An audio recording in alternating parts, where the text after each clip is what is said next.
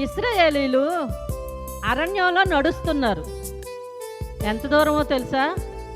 చాలా దూరం ప్రయాణం చేస్తున్నారు, నడుస్తున్నారు. వాళ్ళు నడిచి నడిచి నడిచి వాళ్ళకి దాహం వేసింది, కానీ తాగడానికి నీళ్లు లేవు, మంచినీళ్ళు వెతుకుతున్నారు. ఎక్కడైనా కనబడతాయేమో, ఎక్కడన్నా కొన్ని నీళ్లు కనబడతాయేమో అని.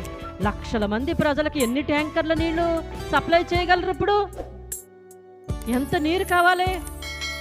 చాలా భయపడుతున్నారు.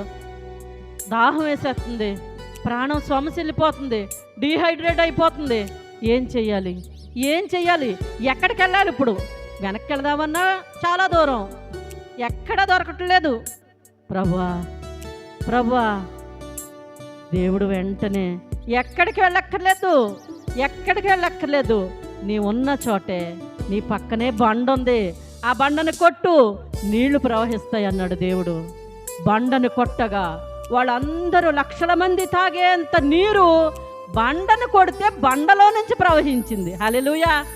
అబ్బబ్బా, ఎంత అద్భుతం అండి మన దేవుడు చేసే కార్యాలు. అది పాత నిబంధనలో బండను కొడితే నీళ్లు ప్రవహించిని. ఇప్పుడు కొత్త నిబంధనలో క్రీస్తు అనే బండను పగలగొట్టడం ద్వారా ఆయన రక్తం మనలోనికి ప్రవహించి, ఆయన రక్తం ప్రవహించి, ఆ రక్తం ద్వారా నీకు స్వస్థత, నాకు స్వస్థత, నీకు విడుదల, నీకు విమోచన, నీకు నిత్య జీవం, మనందరికీ పాపక్షమాపణ. ఎక్కడి నుండి? క్రీస్తు అనే బండలో నుంచి, ఆయన రక్తధారలలో నుండి. హల్లెలూయా హల్లెలూయా. మన పరిస్థితి ఏదైనా మనకు చాలా కష్టంగా కనబడచ్చు, కొండలా కనబడచ్చు, కానీ ఆ కొండని దేవుడు చదును చేయగలడు. హల్లెలూయా. మనం చాలాసార్లు పాటలు పాడుకుంటాం కదా, కొండను చదును ఎవరైనా చేయగలరా? No no no no no, ఎవరు చేయలేరు.